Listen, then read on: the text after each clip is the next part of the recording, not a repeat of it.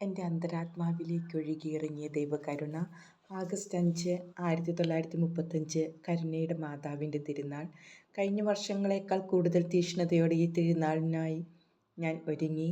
തിരുനാളിൻ്റെ അന്ന് രാവിലെ തന്നെ മറിയത്തിൻ്റെ പ്രത്യേക സംരക്ഷണമുള്ള ഈ സഭാസമൂഹം വിട്ടുപോകണമെന്ന ചിന്ത എൻ്റെ ഉള്ളിൽ അസ്വസ്ഥത ഉളവാക്കി. ഈ അസ്വസ്ഥത ധ്യാന സമയത്തും ആദ്യത്തെ വിശുദ്ധ ബലിയുടെ സമയത്തും നീണ്ടുനിന്നു. രണ്ടാമത്തെ വിശുദ്ധ കുർബാനയുടെ സമയത്ത് ഈ സഭാസമൂഹത്തിൽ നിന്ന് വിട്ടുപോകാൻ എനിക്ക് പ്രയാസമാണെന്ന് ഞാൻ പരിശുദ്ധ അമ്മയോട് പറഞ്ഞു. ഓ മറിയമേ, നിന്റെ പ്രത്യേക സംരക്ഷണയിലാണല്ലോ ഈ സഭാസമൂഹം. അപ്പോൾ അവർണ്ണനീയമായ സൗന്ദര്യത്തോടെ പരിശുദ്ധ കന്യകയെ ഞാൻ കണ്ടു. അൾത്താരയിൽ നിന്ന് ഞാൻ മുട്ടുകുത്തി നിന്ന സ്ഥലത്തേക്ക് അമ്മ ഇറങ്ങി വന്ന് എന്നെ ചേർത്ത് പിടിച്ചുകൊണ്ട് പറഞ്ഞു, ദൈവത്തിൻ്റെ അളവറ്റ കരുണയാൽ ഞാൻ നിങ്ങൾക്കെല്ലാം മാതാവാണ്.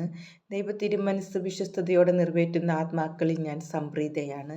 ദൈവത്തിരുമനസ് ഞാൻ വിശ്വസ്തയോടെ നിറവേറ്റുന്നുണ്ടെന്നും അതിനാൽ അവിടുന്ന് എന്നിൽ സംപ്രീതയാണെന്നും മാതാവ് എന്നോട് പറഞ്ഞു. ധൈര്യമായിരിക്കുക, കാണപ്പെടുന്ന തടസ്സങ്ങളെ ഭയപ്പെടരുത്. എൻ്റെ പുത്രൻ്റെ പീഡാസഹനത്തിൽ ദൃഷ്ടി ഉറപ്പിക്കുക, അപ്രകാരം നീ വിജയം വരിക്കും. രാത്രി ആരാധന. ഞാൻ വളരെ സഹിക്കുകയായിരുന്നു. ആരാധന നടത്താൻ സാധിക്കില്ലെന്ന് ഞാൻ കരുതി. മുറിയിൽ തളർന്നു വീണെങ്കിലും എന്നെ അസ്വസ്ഥപ്പെടുത്തുന്ന ഒന്നിനെയും ഗൗനിക്കാതെ ഈശോയുടെ പീഡാസഹനത്തെ മുന്നിൽ കണ്ടുകൊണ്ട് ഞാൻ മനോധൈര്യം പ്രാപിച്ചു. ചാപ്പലിൽ പ്രവേശിച്ചപ്പോൾ നമ്മുടെ നല്ല പ്രവൃത്തികൾക്ക് മാത്രമല്ല, അവ ചെയ്യാൻ നമുക്കുള്ള ആത്മാർത്ഥമായ ആഗ്രഹങ്ങൾക്ക് കൂടി ദൈവം ഒരുക്കിയിരിക്കുന്ന വലിയ പ്രതിഫലത്തെക്കുറിച്ച് എനിക്ക് ആന്തരിക ബോധ്യം ലഭിച്ചു. എത്ര വലിയ ദൈവകൃപയാണിത്! ഓ, ദൈവത്തിനും ആത്മാക്കൾക്കും വേണ്ടി യത്നിക്കുന്നത് എത്ര മധുരതരമാണ്! ഈ യുദ്ധത്തിൽ ഞാൻ ഒരു വിശ്രമവും ആഗ്രഹിക്കുന്നില്ല. എൻ്റെ രാജാവും കർത്താവുമായവൻ്റെ മഹത്വത്തിനായി അവസാന ശ്വാസം വരെയും ഞാൻ പൊരുതും. അവിടുത്തെ സിംഹാസനത്തിന് മുമ്പിൽ എന്നെ വിളിക്കുന്നതുവരെ ഞാൻ വാൾ നിലത്ത് വയ്ക്കില്ല. ഒരു പ്രഹരത്തെയും ഞാൻ ഭയപ്പെടില്ല. കാരണം ദൈവം എൻ്റെ പരിചയാണ്. നമ്മളല്ല, ശത്രു നമ്മളെയാണ് ഭയപ്പെടേണ്ടത്. അഹങ്കാരികളെയും ഭീരുക്കളെയും മാത്രമാണ് സാത്താൻ തോൽപ്പിക്കുന്നത്. കാരണം എളിമയുള്ളവർ ശക്തരാണ്. ഒന്നിനും എളിമയുള്ള ആത്മാവിനെ പരിഭ്രമിപ്പിക്കാനോ ഭയപ്പെടുത്താനോ സാധ്യമല്ല. സൂര്യതാപത്തിൻ്റെ പ്രഭാവസ്ഥാനമാണ് എൻ്റെ പ്രയാണത്തിൻ്റെ ലക്ഷ്യം. ഒന്നിനും അതിൻ്റെ പ്രയാണത്തെ തടസ്സപ്പെടുത്താനാവില്ല. സ്നേഹം അതിനെ ഒരു തടവുകാരനാക്കാൻ അനുവദിക്കുകയില്ല. അത് ഒരു രാജ്ഞിയെപ്പോലെ സ്വതന്ത്രയാണ്.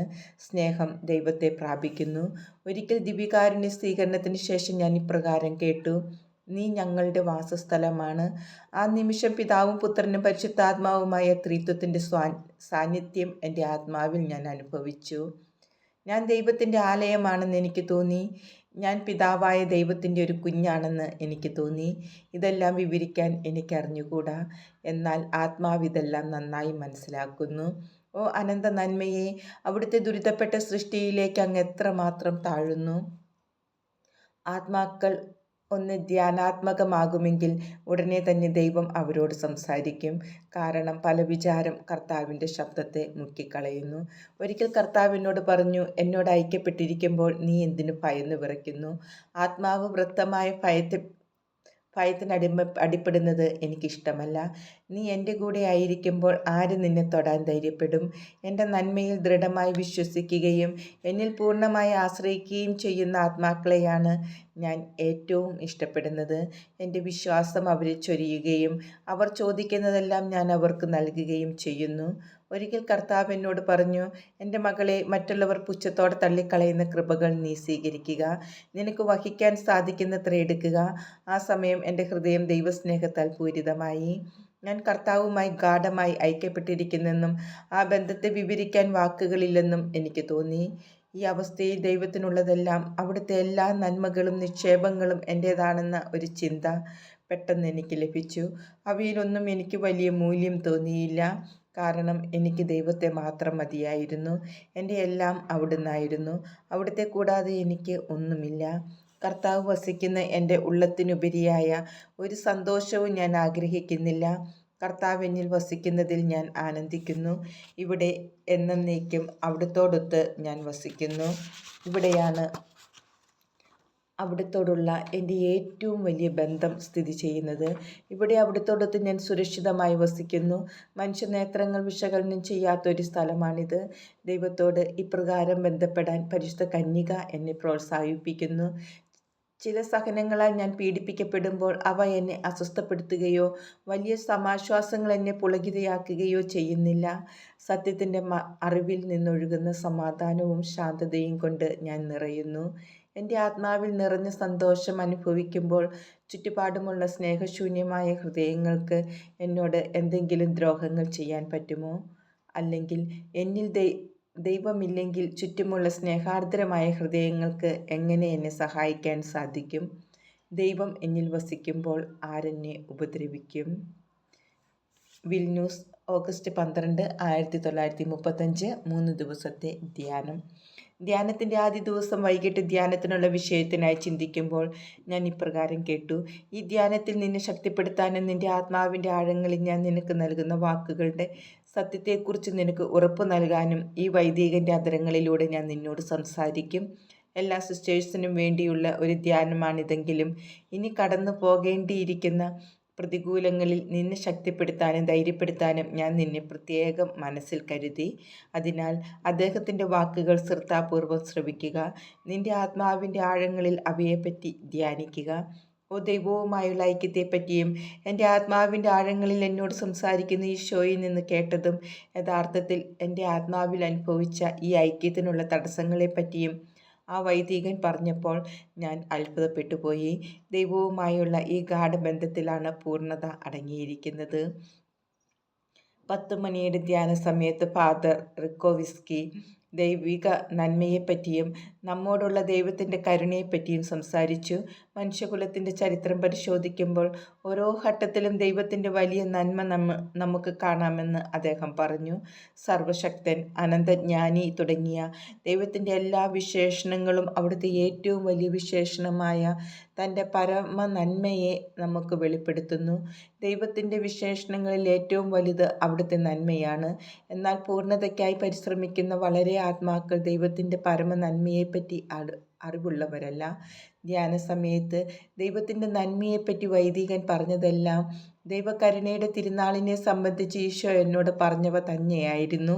കർത്താവ് എന്നോട് വാഗ്ദാനം ചെയ്തതിനെപ്പറ്റി ഇപ്പോൾ ഞാൻ വ്യക്തമായി മനസ്സിലാക്കുകയും എല്ലാ സംശയങ്ങളും മാറുകയും ചെയ്തു. ദൈവത്തിൻ്റെ ഭാഷ വ്യക്തവും വ്യതിരിക്തവുമാണ്. ധ്യാനത്തിൻ്റെ സമയം മുഴുവനും ഇക്കാര്യങ്ങൾ എഴുതുന്ന എൻ്റെ നോട്ട് പുസ്തകം കൈകളിലേന്തിയ വെള്ള അങ്കി ധരിച്ച കർത്താവീശോയെ അൾത്താരയിൽ ഞാൻ കണ്ടു. ധ്യാന സമയത്ത് മുഴുവനും ഈശോ നിശബ്ദനായി നോട്ട് ബുക്കിൻ്റെ താളുകൾ മറിച്ചുകൊണ്ടിരുന്നു. ആത്മാവിൽ ജ്വലിച്ചുകൊണ്ടിരുന്ന അഗ്നിയെ എൻ്റെ ഹൃദയത്തിൽ വഹിക്കാൻ ഞാൻ പ്രയാസപ്പെട്ടു. എന്നെ നിയന്ത്രിക്കാനും ആത്മാവിൽ സംഭവിക്കുന്നവ മറ്റുള്ളവർ മനസ്സിലാക്കാതിരിക്കാനും ഞാൻ മാനസികമായി വളരെ പരിശ്രമിച്ചെങ്കിലും ധ്യാനത്തിൻ്റെ അന്ത്യമായപ്പോൾ എൻ്റെ നിയന്ത്രണം വിട്ടുപോകുന്നതായി തോന്നി. അപ്പോൾ ഈശോ എന്നോട് പറഞ്ഞു: മനുഷ്യകുലത്തോടുള്ള എൻ്റെ നന്മയെപ്പറ്റി മുഴുവനും നോട്ട് പുസ്തകത്തിൽ നീ എഴുതിയിട്ടില്ല. നീ ഒന്നും വിട്ടുകളയരുതെന്ന് ഞാൻ ആഗ്രഹിക്കുന്നു. നിന്റെ ഹൃദയം പൂർണ്ണ സമാധാനത്തിൽ ഉറച്ചിരിക്കണമെന്ന് ഞാൻ ആഗ്രഹിക്കുന്നു. ഓ ഈശോയെ, അങ്ങ് എനിക്കായി ചെയ്യുന്നതെല്ലാം ഓർക്കുമ്പോൾ എൻ്റെ ഹൃദയം സ്തംഭിച്ചു പോകുന്നു. കർത്താവെ, ഞാൻ അത്ഭുതപ്പെടുകയാണ്. എൻ്റെ നികൃഷ്ടമായ ആത്മാവിലേക്ക് അങ്ങ് ഇത്ര താഴ്ന്നിറങ്ങുന്നുവല്ലോ. എന്നെ ബോധ്യപ്പെടുത്താൻ സങ്കല്പിക്കാൻ പോലും പറ്റാത്ത വഴികൾ അങ്ങ് തിരഞ്ഞെടുക്കുന്നല്ലോ. എൻ്റെ ജീവിതത്തിൽ ആദ്യമായാണ് ഇപ്രകാരം ഒരു ധ്യാനത്തിൽ സംബന്ധിക്കുന്നത്. വൈദികൻ പറഞ്ഞ ഓരോ വാക്കും പ്രത്യേകമായും വ്യക്തമായും എനിക്ക് മനസ്സിലായി. എന്തെന്നാൽ അതെല്ലാം ആദ്യം എൻ്റെ ആത്മാവിൽ അനുഭവിച്ചവയായിരുന്നു. ആത്മാർത്ഥമായി ഈശോയെ സ്നേഹിക്കുന്ന ഒരു ആത്മാവിനെയും അവിടുന്ന് സന്നിഗ്ധാവസ്ഥയിൽ വിട്ടിട്ട് പോകുകയില്ലെന്ന് ഞാൻ ഇപ്പോൾ അറിയുന്നു. ഈശോയുമായി ഗാഢബന്ധത്തിലായിരിക്കുന്ന ആത്മാവ് പ്രതികൂലങ്ങൾക്കും സഹനങ്ങൾക്കും ഉപരിയായി സമാധാനത്തിൽ നിറഞ്ഞിരിക്കണമെന്ന് അവിടുന്ന് ആഗ്രഹിക്കുന്നു. സ്വയം ശൂന്യവൽക്കരണമാണ് നമ്മുടെ ആത്മാവിനെ ദൈവവുമായി ഗാഢബന്ധത്തിലാക്കുന്നതെന്ന് ഞാൻ ഇപ്പോൾ നന്നായി മനസ്സിലാക്കുന്നു. അതായത് നമ്മുടെ മനസ്സിനെ ദൈവ തിരുമനസ്സിനോട് ബന്ധിപ്പിക്കുക. ഇതാണ് യഥാർത്ഥത്തിൽ ഒരാത്മാവിനെ സ്വതന്ത്രമാക്കുന്നത്. ഇതാണ് ആത്മാവിനെ ആഴമേറിയ ധ്യാനത്തിലേക്ക് നയിക്കുന്നത്. ഇതാണ് ജീവിതഭാരം ലഘുവും മരണം മധുരതരവും ആക്കുന്നത്. സഭാസമൂഹത്തിൻ്റെ സ്ഥാപനത്തെക്കുറിച്ചോ തിരുനാളിനെക്കുറിച്ചോ അല്ലെങ്കിൽ നിന്റെ അന്തരാത്മാവിൽ ഞാൻ പറഞ്ഞ മറ്റെന്തിനെയെങ്കിലും കുറിച്ചോ നിനക്ക് എന്തെങ്കിലും സംശയമുണ്ടെങ്കിൽ ഈ വൈദികൻ്റെ അധരങ്ങളിലൂടെ ഉടനെ തന്നെ ഞാൻ മറുപടി തരുന്നതാണ് എന്ന് ഈശോ എന്നോട് പറഞ്ഞു. എളിമയെക്കുറിച്ചുള്ള ഒരു ധ്യാനത്തിൽ കർത്താവ് ആവശ്യപ്പെടുന്ന ദൗത്യം നിറവേറ്റാൻ എന്നെപ്പോലെ ദുരിതപ്പെട്ട ഒരാത്മാവിന് സാധ്യമല്ല എന്ന ഒരു പഴയ സംശയം വീണ്ടും ഉയർന്നു വന്നു. ഈ സംശയത്തെ ഞാൻ വിശകലനം ചെയ്തുകൊണ്ടിരിക്കുമ്പോൾ തന്നെ ധ്യാനിപ്പിച്ചുകൊണ്ടിരുന്ന വൈദികൻ താൻ പറഞ്ഞുകൊണ്ടിരുന്ന ചിന്തകൾ വിട്ട് എനിക്ക് സംശയമുണ്ടായിരുന്ന കാര്യങ്ങളെക്കുറിച്ച് സംസാരിക്കാൻ തുടങ്ങി. അതായത്, തൻ്റെ വലിയ കാര്യങ്ങൾക്ക് ദൈവം സാധാരണയായി ഏറ്റവും നിസ്സാരവും ബലഹീനവുമായ ഉപകരണങ്ങളെയാണ് തിരഞ്ഞെടുക്കുന്നതെന്നും തൻ്റെ അപ്പസ്തോലന്മാരായി അവിടുന്ന് തിരഞ്ഞെടുത്തവരെ കാണുമ്പോൾ ഈ അനിഷേധ്യമായ സത്യം നമുക്ക് മനസ്സിലാക്കാമെന്നും, അല്ലെങ്കിൽ വീണ്ടും സഭാചരിത്രം നോക്കുമ്പോൾ ഏറ്റവും ദുർബലരായ ആത്മാക്കൾ വലിയ പ്രവൃത്തികൾ നിറവേറ്റുന്നത് കാണാമെന്നും ഇപ്രകാരമാണ് അവ ദൈവത്തിൻ്റെ പ്രവർത്തനമെന്ന് വെളിപ്പെടുന്നതെന്നും പറയുകയുണ്ടായി. എൻ്റെ സംശയം പൂർണ്ണമായി മാറിയപ്പോൾ ആ വൈദികൻ എളിമയെപ്പറ്റിയുള്ള തൻ്റെ പ്രഭാഷണം തുടർന്നു. ഓരോ പ്രഭാഷണ സമയത്തും പതിവ് പോലെ ഈശോ ആൾത്താരയിൽ വന്നു നിന്നിരുന്നു. അവിടുന്ന് എന്നോട് യാതൊന്നും സംസാരിച്ചില്ല. എന്നാൽ ഇനി യാതൊരു ഒഴികഴിവും മേലിൽ പറയാൻ പറ്റാത്ത എൻ്റെ പാവപ്പെട്ട ആത്മാവിനെ അനുകമ്പയോടെ സൂക്ഷിച്ചു വീക്ഷിച്ചു കൊണ്ടിരുന്നു. ഈശോയെ, എൻ്റെ ജീവനെ, ഇന്ദ്രിയങ്ങൾക്ക് അതീതമായ എൻ്റെ ആത്മാവിൻ്റെ രഹസ്യാത്മകതയിൽ അങ്ങ് എന്നെ അങ്ങയിലേക്ക് രൂപാന്തരപ്പെടുത്തുന്നത് എത്ര നന്നായി ഞാൻ മനസ്സിലാക്കുന്നു. ഓ എൻ്റെ രക്ഷക, അവിടുത്തെ ഹൃദയാന്തർഭാഗത്ത് എന്നെ അങ്ങ് പൂർണ്ണമായും മറച്ച് അങ്ങല്ലാതുള്ള എല്ലാറ്റിൽ നിന്നും അവിടുത്തെ രശ്മിയാൽ എന്നെ സംരക്ഷിക്കണമേ. ഈശോയെ, അവിടുത്തെ ഏറ്റവും കരുണാർദ്രമായ ഹൃദയത്തിൽ നിന്ന് പുറപ്പെടുന്ന ആ 2 രശ്മിയാൽ എൻ്റെ ആത്മാവിനെ നിരന്തരം പോഷിപ്പിക്കണമെന്ന് ഞാൻ യാചിക്കുന്നു. കുമ്പസാരത്തിൻ്റെ സമയം. ആ സമയത്ത് ഈശോ അവിടെ ഉണ്ടായിരുന്നോ എന്നും എനിക്ക് ഈശോയെ കാണാൻ സാധിച്ചിരുന്നോ എന്നും എൻ്റെ കുമ്പസാരക്കാരൻ ഫാദർ സപ്പോച്കോ എന്നോട് ചോദിച്ച്. ഉവ്, ഈശോ ഇവിടെയുണ്ട്, എനിക്ക് ഈശോയെ കാണാം. ചില വ്യക്തികളെക്കുറിച്ച് ഈശോയോട് ചോദിക്കാൻ അപ്പോൾ അദ്ദേഹം എന്നോട് ആവശ്യപ്പെട്ടു. എന്നാൽ ഈശോ എനിക്ക് മറുപടി തരാതെ അദ്ദേഹത്തിൻ്റെ നേരെ നോക്കി. എന്നാൽ കുമ്പസാരത്തിന് ശേഷം എൻ്റെ പ്രായശ്ചിത്തം ചൊല്ലിക്കൊണ്ടിരുന്നപ്പോൾ ഈശോ എന്നോട് ഇപ്രകാരം പറഞ്ഞു: പോയി അദ്ദേഹത്തെ എൻ്റെ പേരിൽ ആശ്വസിപ്പിക്കുക. ഈ വാക്കുകളുടെ അർത്ഥം മനസ്സിലാക്കാതെ ഈശോ എന്നോട് ചെയ്യാൻ പറഞ്ഞത് ഞാൻ ഉടനെ തന്നെ അദ്ദേഹത്തോട് ആവർത്തിച്ചു. ധ്യാന സമയത്തുടനീളം ഈശോയുമായി നിരന്തരം ബന്ധപ്പെട്ടുകൊണ്ടിരിക്കുകയും പൂർണ്ണ ഹൃദയത്തോടെ ഈശോയുമായി ഗാഢബന്ധത്തിലായിരിക്കുകയും ചെയ്തു. വ്രതനവീകരണത്തിൻ്റെ ദിവസം വിശുദ്ധ കുർബാനയുടെ തുടക്കത്തിൽ പതിവ് പോലെ ഈശോയെ ഞാൻ കണ്ടു. അവിടുന്ന് ഞങ്ങളെ അനുഗ്രഹിച്ച ശേഷം സക്രാരിയിൽ പ്രവേശിച്ചു. അപ്പോൾ വെള്ളവസ്ത്രം ധരിച്ച് നീല അങ്കി അണിഞ്ഞ് തല മറയ്ക്കാതെ ദൈവമാതാവിനെ ഞാൻ കണ്ടു. അൾത്താരയിൽ നിന്ന് അമ്മ എൻ്റെ സമീപം വന്ന് കൈകൊണ്ട് എന്നെ സ്പർശിച്ച് അമ്മയുടെ അങ്കി കൊണ്ട് എന്നെ പൊതിഞ്ഞുകൊണ്ട് പറഞ്ഞു: പോളണ്ടിനു വേണ്ടി ഈ വ്രതങ്ങൾ സമർപ്പിക്കുക, അവൾക്ക് വേണ്ടി പ്രാർത്ഥിക്കുക. ഇത് സംഭവിച്ചത് ആഗസ്റ്റ് 15-നായിരുന്നു. അന്നേ ദിവസം വൈകിട്ട് ദൈവത്തിനു വേണ്ടിയുള്ള ഒരു തീക്ഷ്ണമായ അഭിലാഷം എൻ്റെ ആത്മാവിൽ ഉണർന്നു. മറ്റ് പല അവസരങ്ങളിലെന്ന പോലെ ഈ സമയത്ത് എനിക്ക് നഗ്നനേത്രങ്ങളാൽ അവിടുത്തെ കാണാൻ കഴിഞ്ഞില്ല. എങ്കിലും അവിടുത്തെ സാന്നിധ്യം ഞാൻ മനസ്സിലാക്കി. എന്നാൽ എൻ്റെ മനസ്സിൽ അവിടുത്തെ ഗ്രഹിക്കാൻ കഴിഞ്ഞില്ല. അത് പറയാൻ പറ്റാത്ത വിധത്തിലുള്ള പീഡയും അഭിവാജ്ഞയും എന്നിൽ ഉളവാക്കി. അവിടുത്തെ സ്വന്തമാക്കാനും അവിടുത്തോട് എന്നേക്കുമായി ഇഴുകിച്ചേരാനുമുള്ള അഭിലാഷത്താൽ ഞാൻ മരണതുല്യയായിരിക്കുന്നു. എൻ്റെ ആത്മാവ് അതിൻ്റെ സർവ്വശക്തിയോടും കൂടി അവിടുത്തെ അനുധാവനം ചെയ്യുന്നു. ലോകത്തിൽ ഒന്നിനും എന്നെ ആശ്വസിപ്പിക്കാൻ കഴിയുകയില്ല. ഓ നിത്യമായ സ്നേഹമേ, എൻ്റെ ഹൃദയം അങ്ങുമായി എത്രമാത്രം ഗാഢബന്ധത്തിലാണെന്ന് ഇപ്പോൾ ഞാൻ മനസ്സിലാക്കുന്നു. എന്തെന്നാൽ അങ്ങേക്കല്ലാതെ മറ്റൊന്നിനും സ്വർഗത്തിലോ ഭൂമിയിലോ എന്നെ തൃപ്തിപ്പെടുത്താനാവില്ല. ഓ എൻ്റെ ദൈവമേ, എൻ്റെ ആത്മാവ് നിന്നിൽ ലയിച്ചു പോയിരിക്കുന്നു. ഒരു രാത്രി എൻ്റെ മുറിയിൽ നിന്ന് ആകാശത്തേക്ക് നോക്കിയപ്പോൾ മനോഹരമായ നക്ഷത്രങ്ങൾ നിറഞ്ഞ നഭോമണ്ഡലത്തെയും ചന്ദ്രനെയും ഞാൻ കണ്ടു. ഭാവനയ്ക്കതീതമായി എൻ്റെ ആത്മാവിൽ സൃഷ്ടാവിനോടുള്ള സ്നേഹാഗ്നി ജ്വലിച്ചുയർന്നു. ആത്മാവിൽ ഉണർന്ന അഭിവാജ്ഞ സഹിക്കാനാവാതെ തീർത്തും എളിമപ്പെട്ട് ഞാൻ കുമ്പിട്ട് വീണു. അവിടുത്തെ എല്ലാ കരവേലകളെയും കുറിച്ച് ഞാൻ അവിടുത്തെ മഹത്വപ്പെടുത്തി.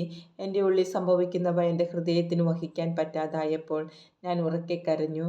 അപ്പോൾ എൻ്റെ കാവൽ മാലാഖ എന്നെ സ്പർശിച്ചുകൊണ്ട് ഇപ്രകാരം പറഞ്ഞു: തറയിൽ നിന്ന് എഴുന്നേൽക്കാൻ നിന്നോട് പറയാൻ കർത്താവ് എന്നോട് ആവശ്യപ്പെടുന്നു.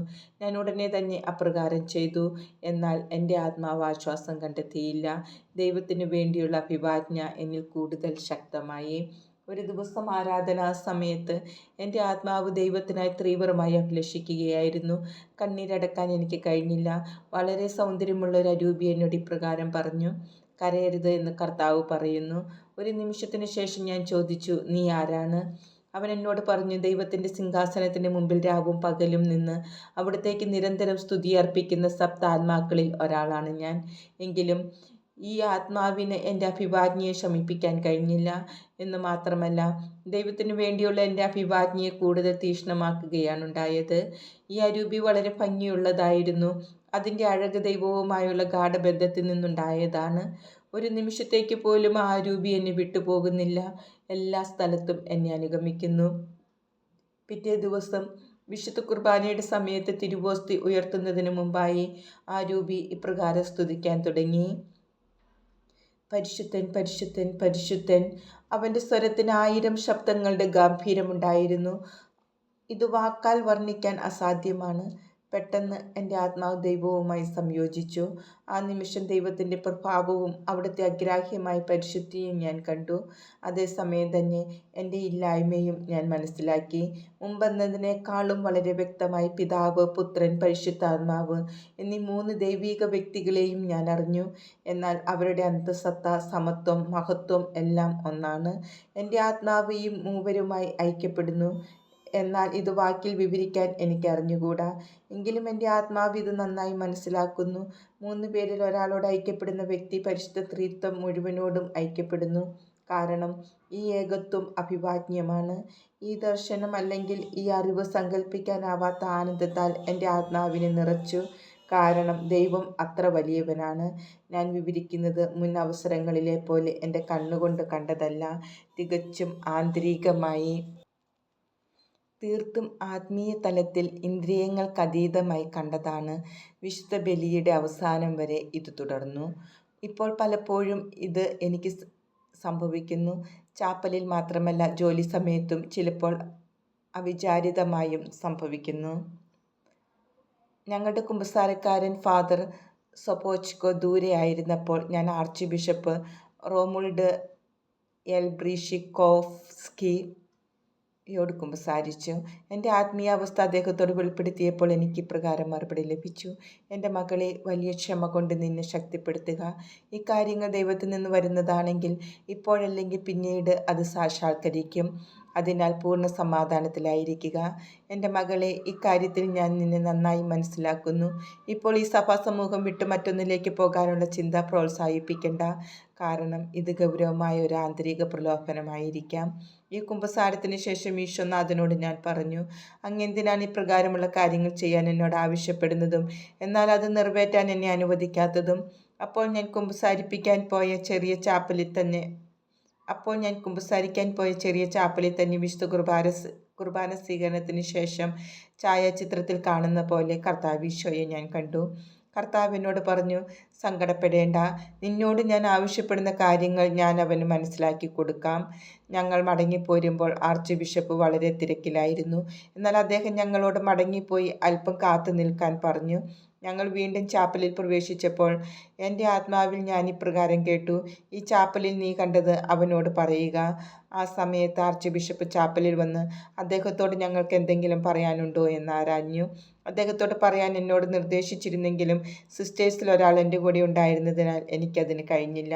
വിശുദ്ധ കുമ്പസാരത്തിൽ നിന്ന് ഒരു വാക്കുകൂടി: ലോകത്തിനു വേണ്ടി കരുണ യാചിക്കുന്നത് വളരെ മഹത്തരവും മനോഹരവുമായ ആശയമാണ്. സിസ്റ്റർ, നല്ലവണ്ണം പ്രാർത്ഥിക്കുക. പാപികളുടെ മേൽ കരുണയുണ്ടാകുവാൻ പ്രാർത്ഥിക്കുക. എന്നാൽ അത് നിന്റെ സ്വന്തം മഠത്തിലിരുന്ന് ചെയ്യുക.